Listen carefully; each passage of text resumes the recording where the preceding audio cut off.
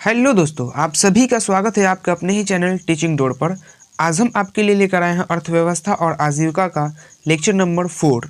हम इसके पहले 3 लेक्चर पढ़ चुके थे और पिछले लेक्चर में हमने पढ़ा था कि भारत के अंदर जो औद्योगिकरण हुआ था इसका क्या परिणाम रहा था और सलम पद्धति की शुरुआत क्या थी या फिर मजदूरों का किस प्रकार से शोषण किया जाता था। इन सभी की डिटेल से चर्चा हम पिछले वीडियो में कर चुके थे। इस वीडियो में हम पढ़ने वाले हैं कि मजदूरों की आजीविका किस प्रकार की थी, यानी कि जब लोग गांव से निकल के फैक्ट्रियों में जब काम करने के लिए आया करते थे तो उनकी ज़िंदगी किस प्रकार की होती थी उसके बारे में डिटेल से चर्चा करेंगे। साथ ही हम ये भी पढ़ेंगे कि पहला फैक्ट्री एक्ट कब पारित किया गया और इसकी ज़रूरत क्यों पड़ी थी।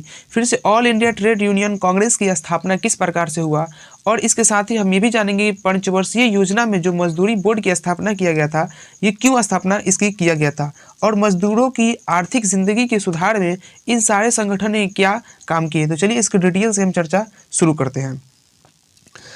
औद्योगिकरण ने फैक्ट्री प्रणाली को जन्म दिया जिससे गृह उद्योगों के मालिक अब मजदूर बन गए थे, जिनकी आजीविका बड़े बड़े उद्योगपतियों द्वारा प्राप्त वेतन पर निर्भर करता था। औरतों एवं बच्चों से भी 16 से 18 घंटे तक काम लिए जाते थे। देखिए, जब औद्योगिकरण की शुरुआत हुई थी तो उस औद्योगिकरण में फैक्ट्रियों की स्थापना किया गया था किसी गांव में, किसी शहर के अंदर।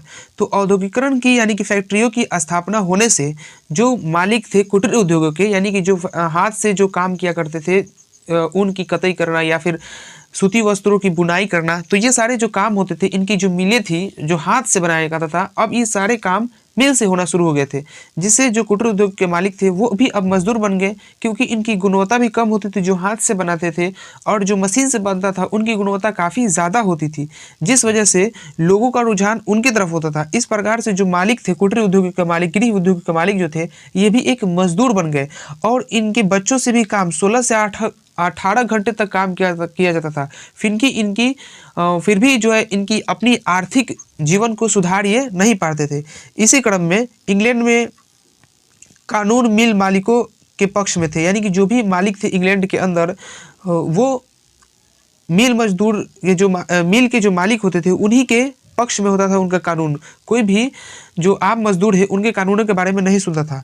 मजदूरों की लाचारी यह थी कि वे अपने गृह उद्योगों की तरफ लौट नहीं सकते थे, क्योंकि कल पुर्जों एवं मशीनों के आगे साधारण गृह उद्योगों का फिर से विकसित होना असंभव था। अतः इन मजदूरों के मन में उत्तरोत्तर यह भावना दृढ़ होती गई कि ये कारखाने उनके प्रबल शत्रु हैं, चूँकि इन्हीं कारखानों ने उन्हें बेरोजगार कर दिया है। यानी कि जो लोग थे जो मजदूरी कर रहे थे उन्हें यह ऐसा महसूस हो रहा था कि हमारे जो असल दुश्मन है वो ये उद्योगपति हैं, यानी कि जो उद्योग धंधे जिन्होंने स्थापना किया है, कि हमारा शोषण कर रहे हैं, ये हमारे से काम भी ले रहे हैं और हमें सही तरीका से जो इसका पेमेंट है सही हमें इसका मजदूरी भी सही नहीं दे रहे हैं। तो इन जो संगठन इन्होंने बनाया अपना मजदूरों ने, और इन्होंने आंदोलन करना शुरू किया। इसी क्रम में जो आंदोलन हुआ था वो कई जगहों पर चौराहे पर आग लगा भी दिया जाता था मशीनों के अंदर, और लोग झुंड बना करके घुमा करते थे और ये फैक्ट्रियों के अंदर आग लगाना, तोड़फोड़ करना, उन्हें तालाबंद करना, ये लोगों ने शुरू किया, यानी कि अब आंदोलन का रूप धारण करने लगा। आगे देखते हैं क्या है। तो औद्योगिकरण ने मजदूरों की आजीविका को इस तरह से नष्ट भ्रष्ट कर दिया कि उनके पास दैनिक उपभोक्ता के पदार्थ को खरीदने के लिए भी धन नहीं थे। जो जरूरियातें जिंदगी है उन्हें भी खरीदने के लिए उनके पास पैसा नहीं था। इस प्रकार से औद्योगिकरण ने मजदूरों की जीविका को प्रभावित कर दिया था। अतः मजदूरों ने आंदोलन कर लिया और 1830 से 1848 के मध्य मजदूरों ने संगठित होकर अपने अधिकारों के लिए लंदन में आंदोलन किए। यद्यपि 1832 में सुधार अधिनियम पारित हुआ, लेकिन श्रमिकों को इससे कोई लाभ नहीं हुआ था। 1832 ईस्वी में सुधार अधिनियम तो लाया गया, लेकिन मजदूरों को इससे कोई ज़्यादा फायदा नहीं हुआ।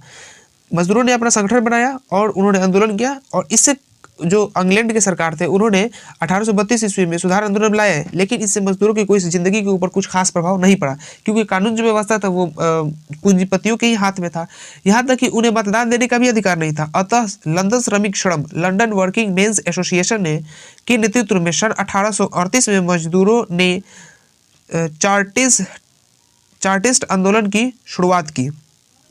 इस आंदोलन को मजदूरों का पहला संगठित आंदोलन कहा जा सकता था। इस आंदोलन में यद्यपि इस आंदोलन को सफलता नहीं मिली, परंतु आगे चलकर इसे इतनी अधिक लोकप्रियता हासिल हुई कि स्वयं संसद के सदस्यों को मजदूरों की मांगों की मताधिकार प्राप्त किया। यानी कि जो भी इंग्लैंड में लोग रहते थे उन्होंने अपना संगठन बनाया और आंदोलन करना शुरू किया, जिसे 1832 ईस्वी में सुधार आंदोलन पर लाया गया। लेकिन इन सभी का कुछ खास फायदा नहीं हुआ। फिर भी मजदूरों ने अपना हिम्मत नहीं हारा और ये आगे बढ़ते गए। फिर एक समय ऐसा आ गया 1838 ईस्वी में मजदूरों ने चार्टिस्ट आंदोलन की शुरुआत की, लेकिन इस आंदोलन को कुछ खास फर्क नहीं पड़ा। लेकिन एक समय ऐसा आया जब वहीं के संसद के जो लंदन के जो सांसद हुआ करते थे, उन्होंने संसद के अंदर इस बात को भी उठाया कि नहीं, मजदूरों की मजदूरी के ऊपर भी ध्यान दिया जाए। जिससे क्यों उठाया? क्योंकि उनके वोट बैंक बढ़े, इसलिए उन्होंने इस काम को करना शुरू किया। सन 1918 में इंग्लैंड के सभी स्त्री पुरुषों जो वयस्क थे को मताधिकार प्राप्त किया गया। यानी 1918 ईस्वी में इंग्लैंड के जितने भी लोग थे, 1918 में इंग्लैंड के जितने भी लोग थे, उन सभी लोगों को, स्त्री और पुरुष जो भी वयस्क है, यानी कि जो सियाने हैं, वहाँ का रूल के अकॉर्डिंग उनको मताधिकार देने का भी अधिकार दिया गया। सेकेंड वर्ल्ड वार के बाद वहाँ मजदूर दल की सरकार बनी, जिससे उनके हितों की रक्षा करना शुरू की। वही सेकेंड वर्ल्ड वार जब समाप्त हुआ तो उसी के बाद में वहाँ पर इंग्लैंड के अंदर मजदूर की अपनी सरकार बनी और उनके हितों की भी रक्षा उन्होंने किया। इसी क्रम में भारत में क्या हुआ हम देखते हैं। भारत में 1850 ईस्वी के बाद का काल भारतीय श्रमिक वर्ग का आरंभिक काल था। भारत में उद्योगों की स्थापना से मजदूरों की संख्या में वृद्धि हुई। आगे चलकर भारतीय श्रमिक वर्ग को कम मजदूरी, लंबे कार्य के घंटे, मिलों में अस्वस्थ वातावरण, बच्चों के काम लेना तथा महिलाओं को न्यूनतम मजदूरी देना, साथ ही सामान्य सुविधाओं को भी उपलब्ध नहीं कराने की समस्या झेलना पड़ता था।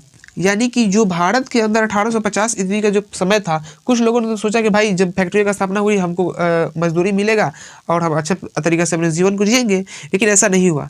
जब फैक्ट्री का स्थापना होना शुरू हुआ तो उनके काम ज़्यादा उनसे लिया गया। जो लोग होते, बच्चों से भी काम लिया जाता था। जो सियाने होते थे उनके बहुत ज़्यादा समय तक काम लिया जाता था और उन्हें पैसे भी बहुत ही कम भुगतान किए जाते थे। तो ये सारी प्रॉब्लम भी भारत के अंदर भी है। तो भारत में फिर क्या हुआ आगे देखते हैं।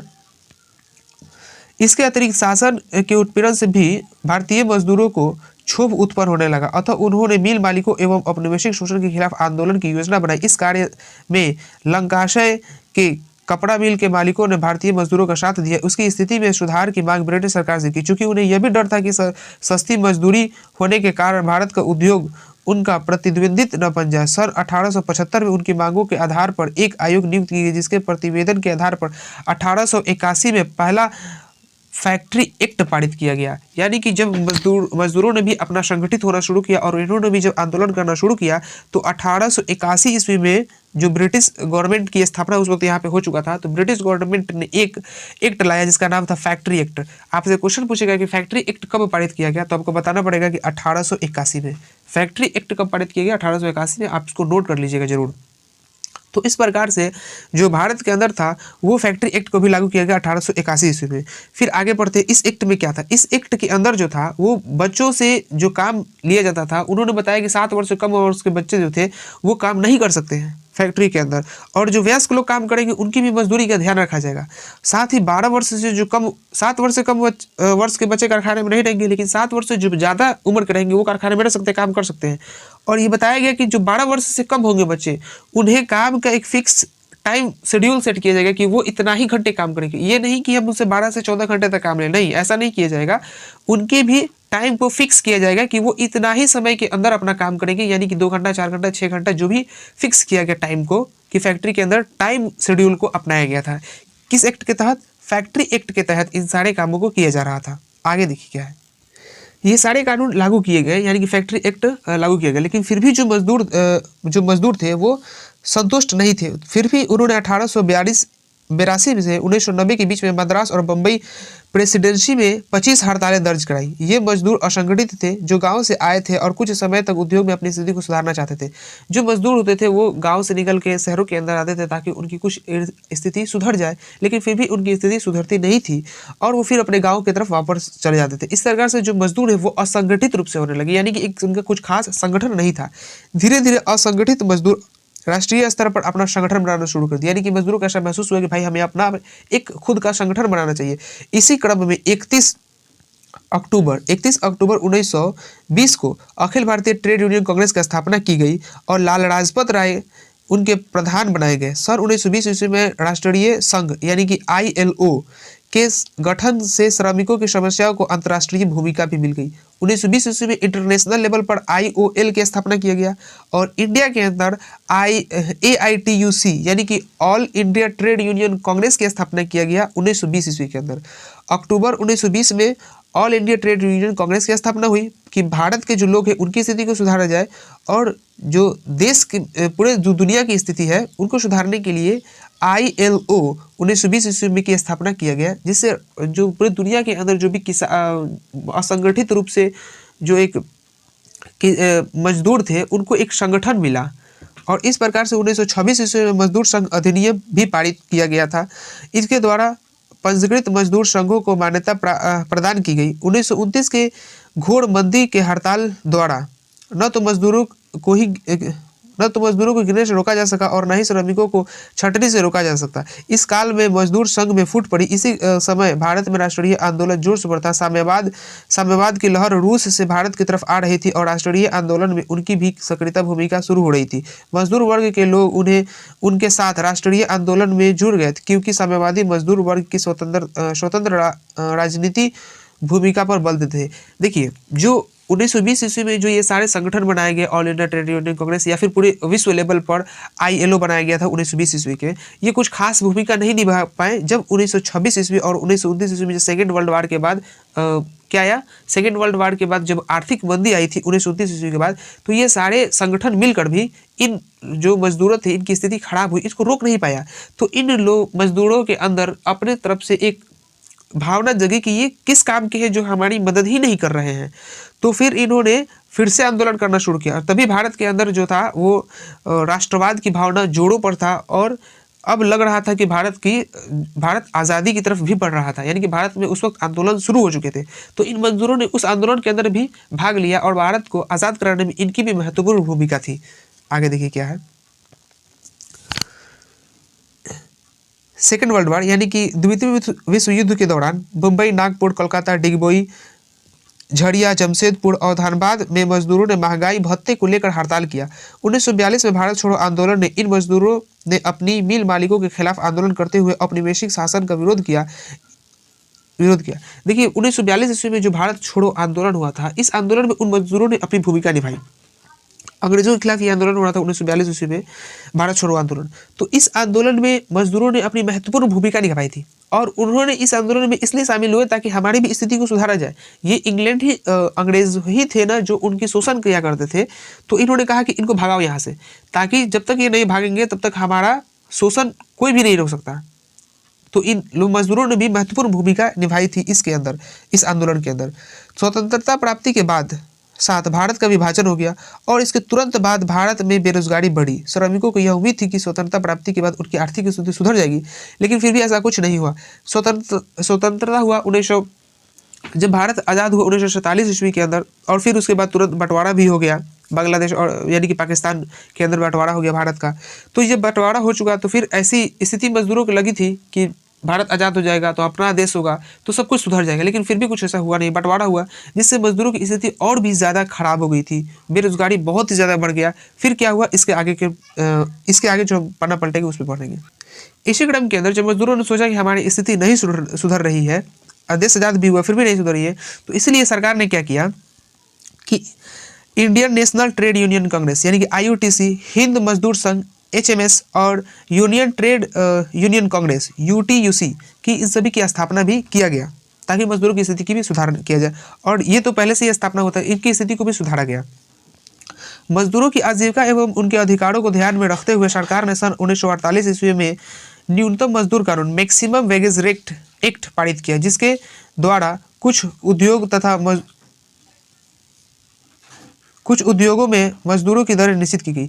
यानी कि 1948 ईस्वी में एक एक्ट लाया गया भारत सरकार के द्वारा, जो चूंकि अब भारत आज़ाद हो चुका था, ये 1948 की बात है। एक साल बाद, भारत के आज़ाद होने के एक साल के बाद ये सारी चल रही है। तो भारत सरकार ने न्यूनतम मजदूरी एक्ट मैक्सिमम वेजेस एक्ट लाया, जिसके तहत ये फिक्स किया गया कि मजदूरों को एक फिक्स किस्म का अमाउंट सेट किया जाए कि उनकी इस फिक्स अमाउंट से उनकी मजदूरी कम नहीं होना चाहिए। और पंचवर्षीय योजना जो चलाया गया था उसके अंदर भी इनको महत्वपूर्ण स्थान दिया गया तथा जो सेकेंड योजना थी उसमें भी इन्हें यह कहा गया कि मजदूर की ऐसी उनकी मजदूरी ऐसी होनी चाहिए जिससे मजदूर केवल अपना गुजारा न कर सके बल्कि कुछ और अधिक हो, ताकि वो अपने पूर्ण रूप से जीविका का उपार्जन सही तरीका से कर सके, एकदम बेहतरीन तरीके से अपने जीवन को गुजार सके। ऐसी बातें कही गई। तीसरी योजना में मजदूर बोर्ड की भी स्थापना की गई। जो थर्ड योजना थी, कौन, पंचवर्षीय योजना हर 5 वर्ष के बाद आता है। तो पहली में कहा गया कि इनकी स्थिति को सुधारा जाए। सेकंड में कहा गया कि इनकी स्थिति इतनी सुधरनी चाहिए ताकि ये अपना खुद किसी से मोहताज न रहे, ऐसी स्थिति लागू की जाए।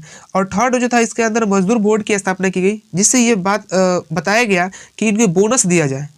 क्या किया, बोनस की भी व्यवस्था इन्हें किया गया। मजदूरों की स्थिति को सुधारने हेतु 1962 ईस्वी में केंद्र सरकार ने राष्ट्रीय श्रम आयोग की स्थापना किया गया था। 1962 ईस्वी में श्रम आयोग की स्थापना की गई ताकि मजदूरों की स्थिति जो है वह सुधर जाए।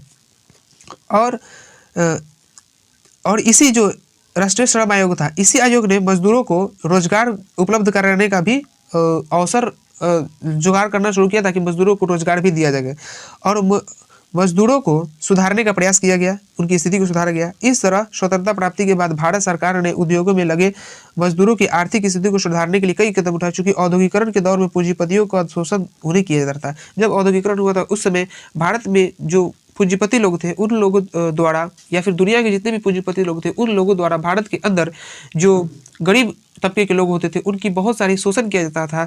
तो इस प्रकार से भारत सरकार ने कई नियम लाए, कई अधिनियम लाए, जिसके द्वारा उनकी स्थिति को सुधारने का प्रयास किया गया। तो इस वीडियो में हमने देखा कि भारत में किस तरीका से किस किस चीज़ों की स्थापना की गई, कौन कौन से एक्ट लाए गए। तो ये सारे एक्ट थे। अब इसके बाद जो हम वीडियो लाएंगे वहाँ पढ़ेंगे कुटीर उद्योगों का महत्व एवं उनकी उपयोगिता क्या थी, इसके बारे में पढ़ेंगे। इस वीडियो के अंदर हमने जो भी पढ़ा, इसके 6 क्वेश्चन महत्वपूर्ण है जो आपके सामने हम रखते हैं, आप उसको देख सकते हैं। ये 6 क्वेश्चनों को लिख लीजिए। फर्स्ट क्वेश्चन है कि भारत में पहला फैक्ट्री एक्ट कब पारित किया गया। सेकंड क्वेश्चन है कि AITUC का प्रथम अध्यक्ष किसे बनाया गया। राष्ट्रीय श्रम आयोग की स्थापना किस वर्ष हुई थी। भारत में मजदूरी बोर्ड की स्थापना किस पंचवर्षीय योजना में की गई थी। राउरकेला लौह इस्पात उद्योग कहाँ पर स्थापित किया गया था। और छठा क्वेश्चन है कि मजदूर संघ अधिनियम किस वर्ष पारित किया गया। ये 6 क्वेश्चन है। इस 6 क्वेश्चन को आपको सेट कर दिया जाएगा स्क्रीन के ऊपर, वहाँ से आप लिख सकते हैं। तो इस वीडियो में यही इतना ही तक रखते हैं। मिलते हैं नेक्स्ट वीडियो में, तब तक आप पढ़ते रहिए और नेक्स्ट वीडियो का इंतजार कीजिए।